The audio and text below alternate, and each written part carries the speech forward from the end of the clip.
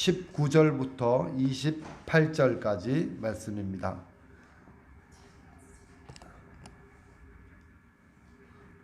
요한복음 1장 19절에서 28절까지 말씀입니다.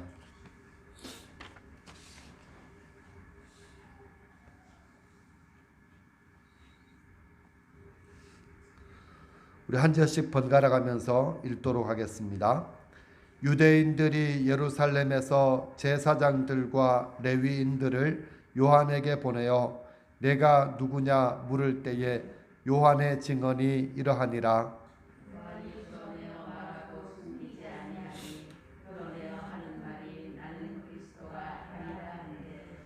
또 묻되 그러면 누구냐 내가 엘리야냐 이르되 나는 아니라. 또 묻되 내가 그 선지자냐 대답하되 아니라.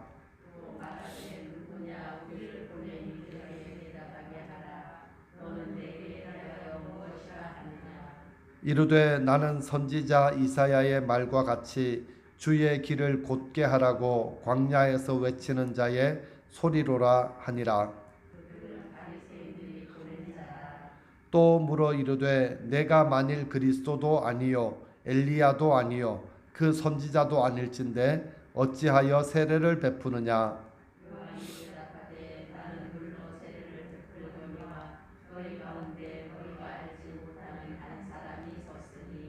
곧 내 뒤에 오시는 그이라. 나는 그의 신발끈을 풀기도 감당하지 못하겠노라 하더라.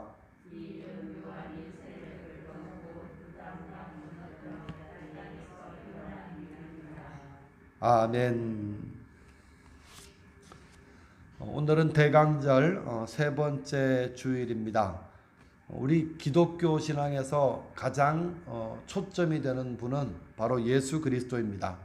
또 믿음의 사람들마다 빠짐없이 경험하는 것이 바로 회심이죠. 회심. 그래서 기독교는 회개, 회심을 굉장히 강조합니다. 그래서 회심이라고 하는 것은 인생의 주인이 바뀌는 것입니다. 영적으로 이야기하면 내가 내 인생의 주인이 되어 사는 것이 아니라 영이 성령으로 바뀌어진 사람, 그 사람이 그리스도인이고요. 또 우리가 그냥 말로 해도 내가 내 인생의 주인이 되어 살던 삶에서 이제는 예수님께서 주님이 되어서 다스리는 삶으로 바뀌어지는 것, 그것을 기독교 신앙 이렇게 표현합니다. 그래서 다른 종교와 달리 신을 이용해서 어떤 복을 받겠다 이런 개념이 아니라 내가 이제는 하나님과 연결된 자로서 세상 가운데서 하나님을 드러내고 또 하나님의 뜻을 행하면서 그렇게 사는 삶으로 바뀌어지는 것이죠. 그래서 성도의 삶에 있어서 내 인생의 가장 소중한 분, 내 인생에 가장 큰 영향을 끼치는 분이 생기는 것이죠. 그분이 바로 예수님이 되는 것입니다. 그리고 그분께 더 집중하면서 우리의 믿음은 점점 더 성숙해지게 되는 것입니다. 대강절을 보내고 있습니다. 대강절의 초점은 기다림이고요. 기다림의 주인은 예수님이십니다. 예수님을 바라보고 사모하며 기다리는 마음은 기쁨이고 감사일 것입니다. 2000년 전에 유대 베들레헴 땅에 오신 예수님께서는 기다리는 사람들에게 십자가 위에서 대속의 죽음을 죽으심으로 사람들의 모든 죄와 또 사망의 권세로부터 그들을 구원해 주셨습니다. 예수님을 믿는 사람들은 예수님의 십자가 은혜를 통해서 이제는 참된 자유와 안식을 누리게 됩니다. 그 초대교회 성도들의 삶을 보면 그들의 삶이 세상 사람들보다 더 행복했다 그러지 않아요.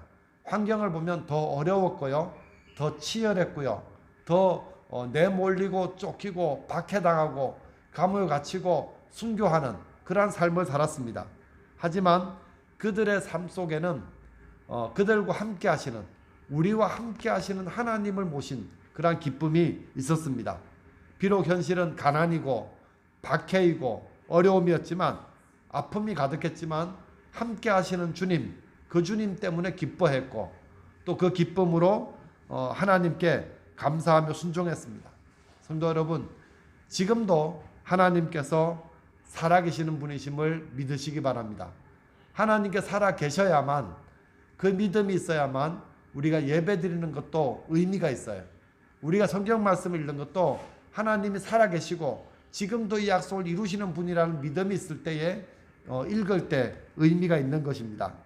그래서 우리가 하나님께서 하신 모든 약속의 말씀이 오늘 내 삶 속에도 그대로 유효하다는 사실을 믿으시고, 또 주님께서 약속하신 대로 예수님께서 다시 오신다는 것을 사모하며 기다리는 그런 성도가 되시기를 바랍니다. 예수님께서 애굽에서 노예로 살던 이스라엘 민족을 하나님께서 구원하신 다음에 시내산에서 하나님과 언약을 맺게 됩니다. 그 언약을 맺음으로 이스라엘 백성은 세상의 모든 민족 가운데서 하나님의 소유가 되고 제사장 나라가 됩니다. 그 세상에 많은 민족이 있지만 특별히 이스라엘 백성을 택하셔서 세상 가운데서 나를 섬기는, 하나님을 섬기는 민족으로 구별해 주셨습니다. 이것은 아주 영광스러운 일이죠. 하지만 이 백성이 하나님을 섬기고 언약을 지키는 일에 실패합니다. 범죄합니다. 하나님을 버리고 말씀도 버립니다. 그 결과로 하나님께 심판을 받아 바벨론의 포로가 되어 끌려갑니다. 다시 출애굽하기 전과 같이 바벨론의 노예처럼 그렇게 살게 됩니다. 하나님께서 이렇게 백성들의 죄를 심판하시는 기간을 70년으로 정해 놓으셨죠. 이제 그 70년이 다 흘러갑니다. 세대가 두 번이 바뀌는 거예요. 거기서 태어나고 죽고 태어나고 죽고, 이제 하나님의 이름도 희미해져 가고 신앙을 지키는 사람들도 없어질 그때 이사야는 백성들에게 하나님의 말씀을 선포합니다. 이사야서 61장 1절입니다. 주 여호와의 영이 내게 내리셨으니 이는 여호와께서 내게 기름을 부으사 가난한 자에게 아름다운 소식을 전하게 하려 하심이라.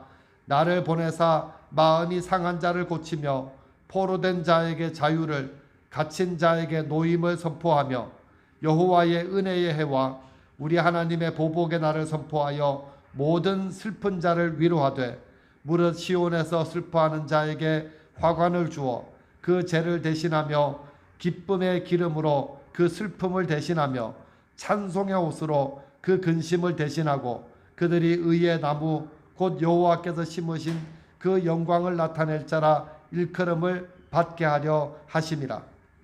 하나님께서 자기 백성 이스라엘을 기억하시고 구원하시기 위해서 기름 부어 세운 종에게 성령을 부어 주신다, 이렇게 말씀하고 있습니다.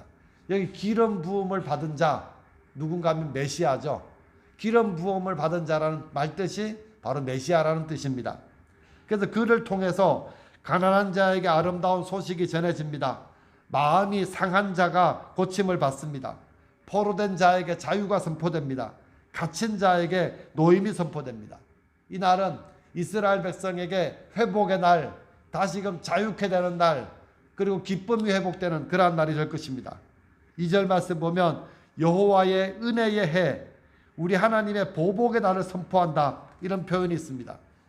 이 날은 여호와를 떠나서 자기 자신의 힘을 의지하고 사는 사람들에게는 보복하신 하나님으로, 또 그 압제 아래서 슬퍼하며 믿음의 눈을 들어 주님을 바라보는 사람들에게는 구원의 하나님으로 그렇게 나타나실 것이라고 말씀하고 있습니다. 여기서 우리가 주목해 봐야 되는 것은 뭔가 하면 여호와의 은혜의 해라는 표현입니다. 이 말이 무슨 말인 것 같습니까? 여호와의 은혜의 해. 시작. 여호와의 은혜의 해. 떠오르는 그 해가 아니에요. 해가, 이 해는 정확히 말하면 희년이라고 하는 구약의 전통에서 나오는 때를 이야기합니다. 희년은 레위기에 보면 안식년이 이제 안식일이 있죠. 6일, 7일째 안식일. 또 6년 다음에 7년째는 안식년. 또 안식년이 7번 지나면 49년이 되죠. 그 다음에 50년째가 희년, 이렇게 불려지는 유대인의 명절입니다. 이때는 하나님께서 모든 것을 제자리로 돌아가라, 그렇게 말씀하시는 때입니다. 살다가 보면 경제적인 문제로 땅을 파는 사람 생길 거 아니에요. 조상들에게 주신 땅을 팔았을 때 희년이 되면 땅 원래 주인에게로 땅을 돌려주는 해입니다. 또 빚을 져가지고 자기 자식을 종으로 집에 팔렸으면 50년째가 되면 종들도 더 이상 종이 아니라 다시 아버지께로 가족에게로 돌아가게 하는 해가 바로 희년입니다. 그래서 모든 것이 희년이 되고, 희년은 내가 노력하지 않고 되돌려 받는 해, 은혜의 하나님의 은혜가 나타나는 해, 그래서 여호와의 은혜의 해 이렇게 부르고 있는 것이죠. 레위기 25장에서 희년에 관하여 말씀하신 구절 가운데 몇 구절을 읽어드리겠습니다. 25장 10절입니다. 너희는 50년째를 거룩하게 하여 그 땅에 있는 모든 주민을 위하여 자유를 공포하라. 이 해는 너희에게 희년이니 너희는 각각 자기의 소유지로 돌아가며 각각 자기 가족에게로 돌아갈지며, 여기 보면 각각 소유지로 원래 땅으로 돌아간다. 또 각각 가족에게로 돌아가는 해다. 이렇게 말씀하시죠. 11절 그 50년째 해는 너희의 희년이니 너희는 파종하지 말며 스스로 난 것을 거두지 말며 가꾸지 아니한 포도를 거두지 말라. 안식년이죠. 안식년. 자, 그러면 문제가 생깁니다. 49년째 농사 지어야 안 지어요? 안 짓죠. 50년째 농사 지어야 안 지어요? 안 짓죠. 그럼 뭐 먹고 살죠? 농사를 한 해 안 짓는 것도 힘들잖아요. 근데 두 해를 그것도 안 짓잖아요. 49년째 짓지 않고 50년째 짓지 않으면 51년째 농사를 거둘 때까지는 못 먹는 거 아니에요. 근데 주님께서 말씀하시죠. 21절 보시죠. 21절. 내가 명령하여 6째 해에 내 복을 너희에게 주어 그 소출이 3년 동안 쓰기에 족하게 하리라. 몇 년 동안요? 하나님께서 복을 주시겠다는 거예요. 너희가 지키면 그 안식년 되기 전에 풍성한 복을 주어가지고 그 다음에 안식년에도 먹고 희년에도 먹고 그 다음에 농사를 지어서 거둘 때까지 먹을 수 있을 만큼 내가 복을 부어주겠다. 그렇게 말씀하시죠. 39절 너와 함께 있는 내 형제가 가난하게 되어 내게 몸이 팔리거든 너는 그를 종으로 부리지 말고 품꾼이나 동거인과 같이 함께 있게 하여 희년까지 너를 섬기게 하라. 언제까지? 희년까지. 종으로 삼았던 경우에도 희년이 되면 다 돌려주라. 이것이 하나님께서 말씀하신 희년의 때입니다. 그러므로 이제 이런 희년이 되면 슬퍼하는 사람들에게 슬픔이 사라지고 기쁨이 되고요. 또 근심하는 사람들의 입에 찬송이 가득하게 될 것입니다. 하나님께서 메시아를 통해서 이 일을 이루실 것이라고 이사야 선지자는 외치고 있습니다. 한 가지 제가 고민해 봤어요. 그러면 모든 사람들이 다 절망 가운데 있을 때 우리는 포로 가운데 소망도 없이 그냥 한 대, 두 대 흘러가고 있을 그때 이사야 선지자는 도대체 무엇을 보았기 때문에 이런 희망의 메시지를 외칠 수 있었을까요? 이사야 선지자는 모든 사람들이 절망하고 있을 그때에 메시아를 바라보고 있습니다. 주의 영이 임해서 메시아가 이루실 것을 보고 있습니다. 그를 통해서 가난한 자에게 아름다운 소식이 전해지는 것을 봅니다. 그를 통해서 마음이 상한 자, 포로된 자, 갇힌 자에게 하나님의 구원이 임하는 것을 보고 있습니다. 많은 사람들이 절망을 끌어안고 근심하고 있을 때 이사야 선지자는 절망에 빠지지 않고 오히려 설레임과 기쁨과 감사함으로 하나님께서 이루실 구원, 그 구원을 바라보며 외치고 있다는 것을 발견할 수 있습니다. 여러분, 우리 시대가 지금 앞이 캄캄합니다. 교회도 이제 앞으로 더 캄캄해질 것입니다. 얼마 전부터 예견된 이야기예요. 그리고 이제 3단계 딱 떨어지면 교회도 그냥 문 닫아라 그러면 폐쇄명령 내리면 꼼짝도 하지 못하고 문을 닫아야 되는 그런 상황도 될 수도 있습니다. 예배 드릴 수 있을 때 열심히 예배하십시오. 열심히. 예배하지 못하게 되었을 때 그때 가보면 압니다. 오늘 이 예배가 얼마나 소중한가. 오늘 우리가 자유롭게 예배 드릴 수 있는 것이 얼마나 행복한 것인가 알게 될 것입니다. 그러나 세월이 캄캄하다고 절망스럽다고 절망을 끌어안고 근심하지 마십시오. 여러분은 눈을 들어 예수 그리스도를 바라보시고 하나님의 구원을 바라보시고 절망 가운데서 소망을 이야기하고 근심 가운데서 기쁨을 이야기하고 찬송을 이야기할 수 있는 그런 하나님의 사람들이 되시기를 바랍니다. 이사야만 그렇게 산 것이 아니에요. 또 신약 오늘 본문에 보면 세례 요한 나오죠. 세례 요한을 지배하고 있던 감정도 주님을 소개하는 기쁨, 주님을 소개하는 설레임이 그의 마음속에 가득 차 있습니다. 요한이 활동하던 때도 어두운 때입니다. 사람들이 세상에 푹 빠져 살았습니다. 그래서 참 빛이 세상 가운데 왔는데 그 빛을 알아보지도 못하고 영접하지도 않았습니다. 이런 때 요한이 광야에서 죄사함의 세례를 베풀고 많은 사람들이 그에 가서 세례를 받기 시작합니다. 세례 요한이 나타나서 활동하니까 가장 민감했던 사람들이 예루살렘 종교 지도자들이었습니다. 도대체 무슨 일이야? 우리에게 와야 되는 사람들이 광야로 나가서 저 사람에게 세례를 받으니까 가서 조사하고 와라. 그러면서 제사장들과 레위인을 요한에게 보냅니다. 그들이 가서 보냄받은 일에 충실히 하죠. 요한에 가서 묻습니다. 네가 누구냐? 네가 그리스도냐? 그러니까 요한이 강하게 부정합니다. 나는 그리스도가 아니다. 나는 그리스도가 아니다. 또 묻습니다. 그러면 네가 엘리야냐? 엘리야는 말라기 선지자가 예언한 인물로서 여호와의 크고 두려운 날이 이르기 전에 미리 오실 선지자라고 그렇게 지목된 사람이죠. 네가 엘리냐냐? 그 엘리냐냐? 나는 그가 아니라고 또 말합니다. 또 그러자 다시 묻습니다. 그러면 네가 모세가 말한 그 선지자냐? 너와 같은 선지자 하나를 일으킬 것이라고 말한 그 선지자가 바로 너냐? 이번에도 아니라고 말합니다. 세례 요한은 적어도 자기가 누구인지를 정확하게 알고 있습니다. 누가 아닌지를 정확히 알죠. 나는 그리스도가 아닙니다. 나는 엘리야가 아닙니다. 나는 그 선지자가 아닙니다.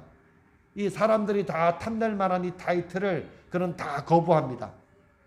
요한은 자기를 이렇게 소개합니다. 23절입니다. 이르되 나는 선지자 이사야의 말과 같이 주의 길을 곧게 하라고 광야에서 외치는 자의 소리로라 하니라. 나는 소리다 이렇게 말하죠. 나는 광야에서 외치는 소리다. 광야에서 외치는 소리다. 이것이 하나님께서 요한에게 정해주신 자리입니다. 소리. 그 말씀은 누구예요? 예수님은 말씀이시고 나는 소리다 이거죠. 요한복음 1장에 보면 태초에 말씀이 계시니라. 그 말씀이 육신이 되어 오신 분이 바로 예수님이다. 그렇게 이야기했죠. 근데 나는 말씀은 되지 못하고 소리다 소리 이렇게 이야기합니다. 소리는 존재가 없습니다. 형태도 없고 실체도 없습니다. 소리는 의미를 전달하는 도구일 뿐입니다. 말을 못하는 사람도 소리만 있으면 어떻게든 의미는 전달할 수가 있잖아요.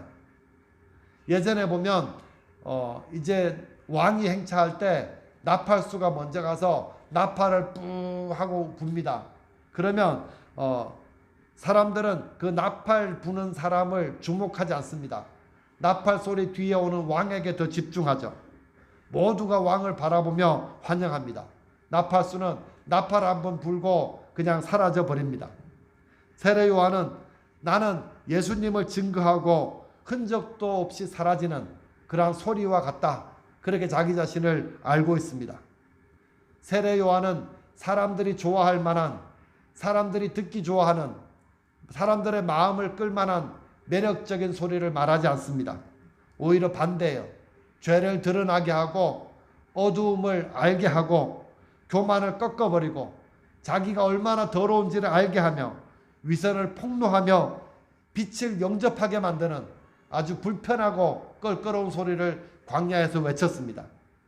그래서 요한의 말을 들은 사람들이 어찌할꼬 할 때 군인들은 또 세리들은 법이상 정해진 이상을 받지 말고 또 너희가 두 버릇이 있으면 나눠주고 먹을 것도 나눠주고 그렇게 사는 삶이 회개에 합당한 열매라고 그렇게 외쳤습니다. 요한은 자기가 하고 싶은 것을 하는 사람이 아니라 하나님께서 원하시는 소리가 되어서 하나님께서 맡겨주신 일을 감당하며 살기로 결심합니다. 그래서 자기가 말씀이 되려고 하지 않습니다. 말씀이신 예수님을 드러내고 그 말씀이 잘 들리도록 하는 사람들입니다. 나는 소리다 이렇게 말하니까 이 온 사람들이 더 거칠게 요한을 몰아붙입니다. 25절 말씀입니다. 또 물어 이르되 내가 만일 그리스도도 아니요 엘리야도 아니요 그 선지자도 아닐진데 어찌하여 세례를 베푸느냐. 이 말은 네가 그럼 왜 세례를 베푸느냐 이렇게 말하는 것이죠. 원래 유대인들에게 있어서 세례는 이방인들에게 베푸는 것입니다. 이방인들이 이제 유대인이 될 때, 데려갈 때 그 유대 이방인의 더러움을 씻는 세례가 있었습니다. 개종하는 세례죠. 그런데 너는 그리스도도 아니고 엘리야도 아니고 선지자도 아닌 주제에 이방인들도 아닌 유대인들에게 무슨 권세로 네가 세례를 베푸느냐 그렇게 묻습니다. 하지만 요한의 관심은 자기 자신 아닙니다. 자기 자신이 아니라 뒤에 오시는 분께 예수님께로 시선을 향하도록 그렇게 말을 하고 있습니다. 26절 보십시오. 요한이 대답하되 나는 물로 세례를 베풀거니와 너희 가운데 너희가 알지 못하는 한 사람이 있었으니 곧 내 뒤에 오시는 그이라. 나는 그의 신발끈을 풀기도 감당하지 못하겠노라 하더라. 여기 보면 너희가 알지 못하는 한 사람, 너희가 알지 못하는 한 사람, 너희가 주목하지도 않고 너희가 관심도 없고 너희가 영접하지도 않고 알아보지도 못하는 그 한 사람, 그 한 사람이 있다는 거예요. 그 사람에게로 관심을 집중시키고 있습니다. 그리고 나서 내 뒤에 오시는 분, 오시는 그이라 이렇게 말을 하죠. 세례 요한의 외침은 지난주와 마찬가지로 예수 그리스도를 바라보라는 거예요. 나를 보지 말고 내 뒤에 오시는 그분을 바라보라는 거예요. 그리고 세례 요한은 자기와 예수님을 비교합니다. 예수님 앞에 선 자기는 예수님의 신발끈을 풀기도 감당하지 못하겠노라 그렇게 설명을 합니다. 사람들이 자기에게 막 몰려와서 세례를 받을 때에도 예루살렘에서 온 파견받은 제사장들과 레위인들이 자기의 정체를 묻고 있을 때에도 세례 요한은 오직 예수 그리스도만을 이야기하고 있습니다. 여러분 이 고백을 당연하게 생각할 수 있잖아요. 근데 조금만 생각해 보면 이 고백은 마땅히 나올 만한 고백이 아닙니다. 왜냐하면 당시에 이미 세례 요한은 거물급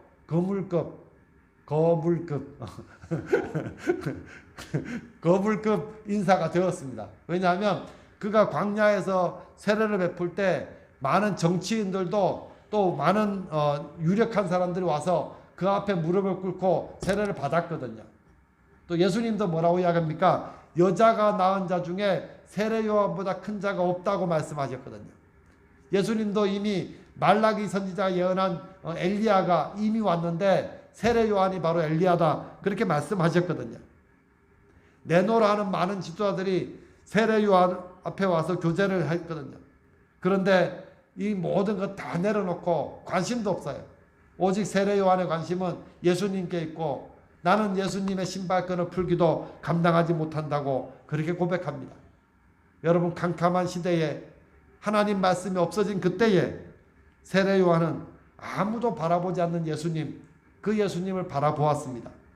그리고 그분을 바라보며 그분을 소개하는 설레임과 기쁨이 이 요한에게 있었다는 것도 발견할 수 있습니다. 두 사람 봤죠. 이사야 선지자도 그 캄캄한 어둠 상황 속에서 메시아, 하나님께서 기름 부음 받아 세운 종, 하나님께서 하나님의 영이 함께하는 종, 그 메시아를 바라보았습니다. 이사야의 마음속에도 기쁨과 설레임이 가득했습니다. 세례 요한도 예수님을 바라보았습니다. 그는 다만 소리였지만 그는 소리로서 감사했고 소리로서 기뻐하며 그렇게 살았습니다.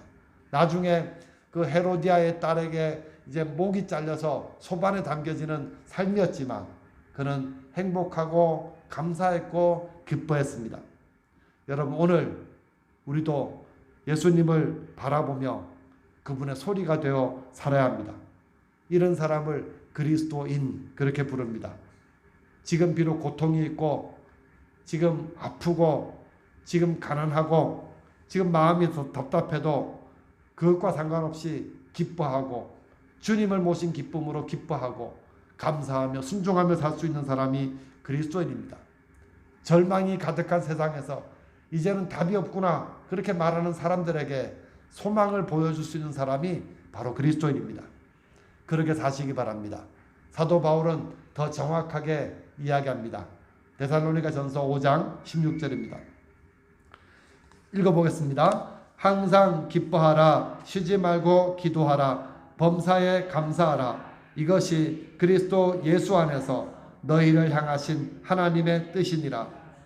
이 말씀 읽을 때마다 마음속에 부담이 되죠. 여러분 항상 기뻐하십니까? 이렇게 안 물어도 우리는 조금만 기뻐하고 많이 슬퍼합니다. 조금만 기뻐하고 잠깐 기뻐하고 많이 슬퍼하죠. 기쁨은 순간이고 슬픔은 오래갑니다. 쉬지 말고 기도하라. 이 말씀 어떻습니까? 우리는 잠깐 동안 기도할 뿐이고 오랫동안 내 생각에 사로잡혀 살아갑니다. 심지어는 기도하는 순간에도 내 생각에 사로잡혀 있을 때가 가득합니다. 감사는 어떻습니까? 언제 감사합니까? 나한테 도움이 되고 나에게 유익한 일을 감사하죠. 그러나 범사에는 감사하지 않습니다. 범사에 불평하죠. 범사에 불평하죠. 고백할 수밖에 없어요. 나는 항상 기뻐하지도 못하고 쉬지 말고 기도하지도 못하고 범사에 감사는 더더욱 할 수 없는 존재예요. 근데 사도 바울은 뭐라고 이야기하는가 하면 이것이 그리스도 예수 안에서 너희를 향하신 하나님의 뜻이다.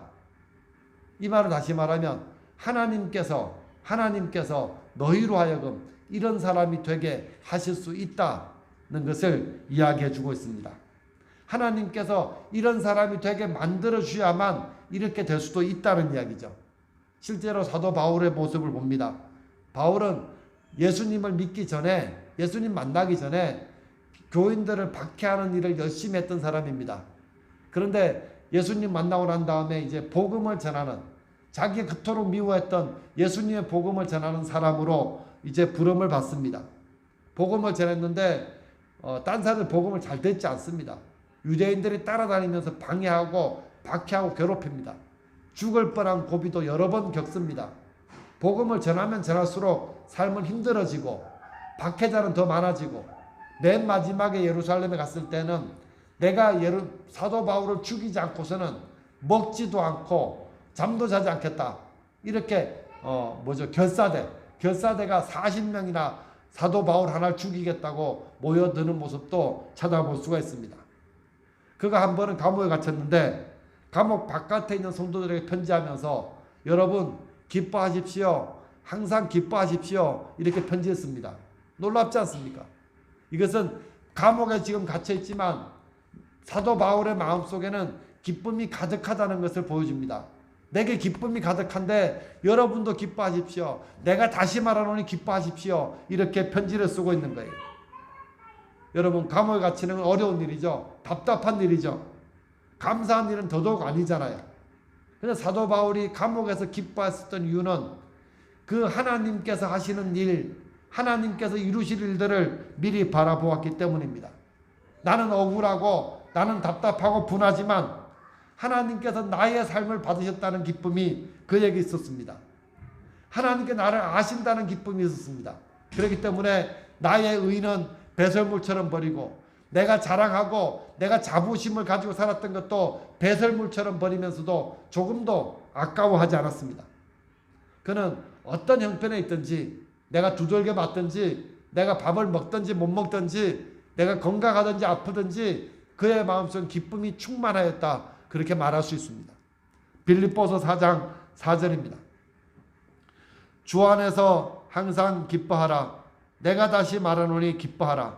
이 기뻐하라는 말이 2번 반복되어져 있죠. 강조하는 거예요. 여러분 기뻐하십시오. 주 안에서 기뻐하십시오. 다시 말합니다. 기뻐하십시오. 이렇게 말하고 있습니다. 5절 너희 관용을 모든 사람에게 알게 하라. 주께서 가까우니라. 왜 기뻐해야 됩니까? 맨 끝에 이유가 나오죠. 주께서 가까우니라. 지금 사도 바울이 바라보고 있는 것은 바로 예수님이에요. 예수님께서 재림하실 때가 가까이 왔기 때문에 여러분 기뻐하십시오. 여러분이 고난 가운데 있어도 질병 가운데 있어도 박해를 받고 있어도 여러분 기뻐하십시오. 왜냐하면 주님께서 오실 날이 다가왔습니다. 이렇게 말을 하고 있습니다. 감옥인데 뭐가 기쁩니까? 사도 바울은 감옥을 바라본 것이 아니라 주님을 바라보고 있습니다. 곧 오실 주님, 이제 문 앞에 와 계시는 주님이 있기 때문에 그 주님을 바라보며 이 고난, 믿음으로 당하는 고난, 사명을 감당하느라고 당하는 고난, 이 고난을 기뻐할 수 있었던 것이죠. 6절 말씀 보십시오. 모든 아무것도 염려하지 말고, 이 말은 믿음으로, 이 말이죠. 믿음으로.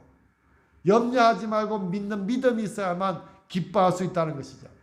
또 다만 모든 일에 기도와 간구로 쉬지 말고 기도하라, 이 말이죠. 그 다음에 너희 구할 것을 감사함으로 하나님께 아뢰라, 범사에 감사하라, 이 말이죠. 똑같은 이야기. 항상 기뻐하라, 쉬지 말고 기도하라, 범사에 감사하라, 또 이야기합니다. 그리하면 모든 지각에 뛰어난 하나님의 평강이 그리스도 예수 안에서 너희의 생각과 마음을 지키시리라, 이렇게 말하고 있습니다. 여러분, 역사는 이런 믿음의 사람들을 통해서 하나님의 역사가 나타나고 있습니다. 이사야 선지자는 이스라엘 역사를 믿음의 눈으로 바라보았습니다. 똑같은 시대를 살면서 어둠에 사로잡히지 않고 절망에 사로잡히지 않았던 이유는 그의 눈을 들어 기름 부음 받은 메시아를 바라보았기 때문입니다. 세례 요한도 어두운 시대를 살고 또 많은 사람들이 자기에게 빠지고 또 세상에 빠져 살 때에 아무도 기억하지 않는 그 선지자의 말을 기억했습니다. 선지자 이사야의 말과 같이 주의 길을 예비하라고 광야에서 외치는 자의 소리가 바로 나다, 이렇게 이야기합니다. 아무도 바라보지 않는 예수 그리스도에게 그의 시선을 고정하였습니다. 예수님을 전하는 기쁨, 그 설레임이 그의 마음에 가득했습니다.